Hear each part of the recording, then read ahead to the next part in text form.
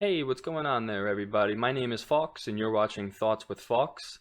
Today, I want to talk to you about why I think Democrats shouldn't be happy with the 2020 election results. So, in order to do that, we're going to dive in to looking at the electoral map. We're going to take a look at the House seats as well as the Senate. And we're going to look at some of the exit polling to show why I don't think Democrats should really be celebrating like they just won the World Series. So we're going to start off first just by looking at the electoral map. This is on the Associated Press, okay? And I understand there's some potential litigation, lawsuits still going on. So this is potentially still subject to change, but just for the sake of today's video, because we're talking about a much different thing. I'm going to leave those that talk about election and potential fraud. I'm going to leave them to it. I'm trying to take a different route. So back to the video. Let's start off first. The first reason why I don't think Democrats should be very happy with the 2020 election is because if you look at Donald Trump and how many people voted for him this time around, we're looking at over 74 million people. So if you look back to when he won in 2016, he only got about 63 million votes. So his support grew.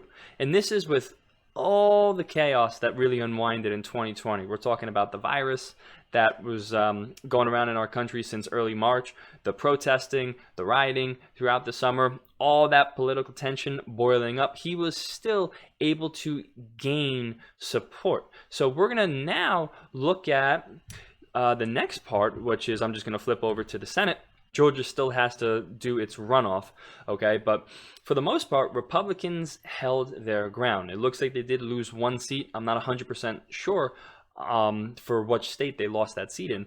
But overall, they were able to hold their ground. So we'll have to wait and see who potentially gets majority in the Senate once the runoff happens in Georgia.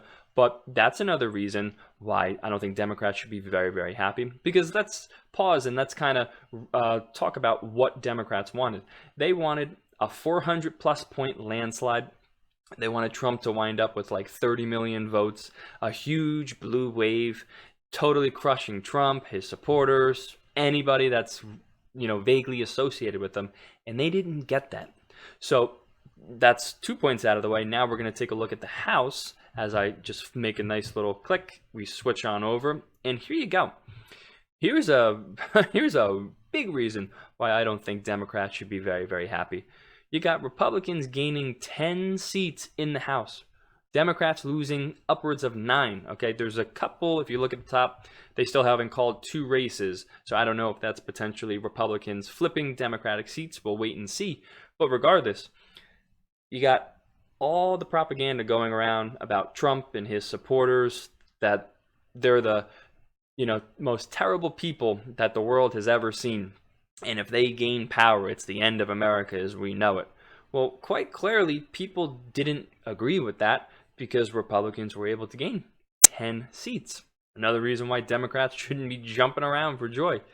So something that we now need to take a look at is why Donald Trump was able to gain almost 10 million plus votes, pretty much almost 11 million plus votes. Perfect. So what we're looking at right now, this is a 2016 exit poll, and this is on the Washington Post. Now, if I were to scroll all the way to the bottom, which I'll do, so you know I'm not just lying to you. Okay, you can see they polled roughly about a little under 25,000 people. So this is actually a pretty big sample size when it comes to polling. Sometimes they only do around like 3,000 or 4,000 people. Okay, so could this potentially change if you were to poll everybody? Absolutely, but this does give you a nice little idea. So what I want to look at is votes that Donald Trump got, and again, this is in 2016, based on race, okay? So you can see he won white voters, right? Got about 57% of the white vote. In terms of the black vote, he only got about 8%. The Hispanic Latino, 28%. The Asian vote, about 27%. And other races, okay, that's just anyone who wouldn't fall into any of the categories above, got about 36% of their vote. So now, here's the telltale sign of how Trump was able to gain so many more votes. So now here, in this, you can see this is from ABC News, and you have roughly around 15,000 respondents. So Again, pretty big sample size. So now we're just going to take a look at votes based on race, but for the 2020 election. So in terms of the white vote, according to this sample poll, he gained about 1% more. So he won 58% of the white vote. In terms of the black vote, he won 12%. Now, I understand that's still a small number. We're only looking at a 4% increase, but that's still an increase. So I want you to think about all the stuff that happened in 2020. And you had all the accusations going around about Trump and his allies, right? And you know all the isms, all the phobias. Well, quite clearly, with an additional 4% of the black vote, they didn't buy into that. Quite clearly, his message was starting to resonate with non-white voters. Let's take a look at a little bit more. The Hispanic Latino vote, 32%. If I make a quick flip back, I believe he won, right, 28%. So that's, again, another 4% increase. Small increment, but again, that's 4% more people that aren't buying into all the hysteria, all the virtue signaling, okay? The Asian vote, all right, when we just flipped back, he looked like he won about 27%, give or take. All right, and here he's saying, or it's saying upwards that he won 34% of the Asian vote. So you're looking at a potential 7% increase. And again, this might not be 100% accurate. It's a sample size, okay? But still, he had to gain those votes somehow. So quite clearly, he won more non-white voters. And again, now you're looking at other races. Looks like he wins roughly around 41% of their vote this time around, as opposed to 36% in the 2016 election. All right, and now we're back in the Oval Office. So what's the key takeaway from this? Well, Donald Trump was able to gain support throughout his 4-year presidency. And then again, that's with 2020, all the craziness that it threw at us. He still gained over 11 million more votes than he did in 2016. Gained in the non-white vote category, which is huge, because think about it. You probably have heard all the stories about how Trump is aligned with all these extremist people and everyone that supports him is a part of an extremist group. Well, quite clearly, people were fed up with all of that. Okay, and I'm talking about they weren't buying into all the hysteria that people on the left were trying to say about him and his supporters. They looked at his policies, or they at least listened to his policies and said, I think that's going to make a change.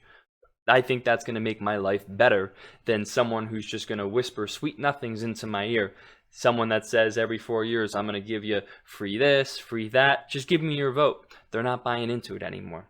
So the reason I'm taking this approach is because, again, there's people that are going to take care of whether there was fraud or not in this election. I'm going to leave that to them. What I'm talking about more is even looking past the 2020 election. We're looking at the 2022 midterms, so on and so forth. Because let's just say Trump did, in fact, lose, and that is what's projected, right? That it is going to be Joe Biden that is the next president. Whether he runs again in 2024 or not, the ball is on the ground right now for whether you're right-wing, whether you're center-right, maybe you're libertarian, or you're someone that's trying to figure out where you align politically. So we have to pick up that ball, and now it's up to us to advance it forward. Because it's really not going to be maybe someone that runs again and maybe they're on the Republican ticket that's going to make their arguments for themselves. Because you already know they're going to say they're all the isms, all the phobias. So it's up to us to talk to people we know and to show them, hey, the reason why we think our policies are the best is because etc., right? And that's really what it comes down to. We're not these extremist people that want to see the world burn. We want to see people have higher wages. We want to see people prosper more. We want to see safer neighborhoods, so on and so forth. We just have a different way of achieving that goal. And that's all there is to it. So that's why I don't think that Democrats should be very happy with the 2020 election. So hopefully you learn just a little bit, and hopefully, let's just say you're someone that's really bummed about Trump potentially, officially losing the election. Hopefully this makes you feel just a little bit better. But I want to know what you think, because at the end of the day, these are my thoughts, and this channel's for you. So I want to know what your thoughts are. So leave me a comment below. Let me know what you think. But at the very least, all that I ask is if you thought this video was worthy, I want you to share it with somebody that you know. Particularly, it could be somebody that maybe they align with Trump voted for him in this past election and they're super bummed. It could be someone maybe in the middle of the road that doesn't know what to think about this whole topic. But I appreciate you checking out the video, and I hope to see you again sometime soon.